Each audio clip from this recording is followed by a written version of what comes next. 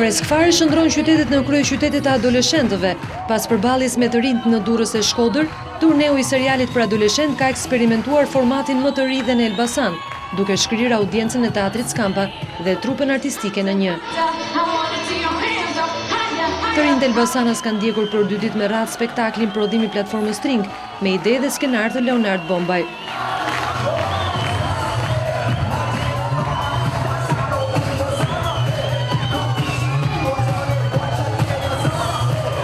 Shfaqja mes shout, kërcimit, këngës dhe lojrave ka bërë që rreth 1600 të rinj të mbushin sallën, duke ndjekur drejt për drejt momentet më të spikatura të serialit Freskëfare.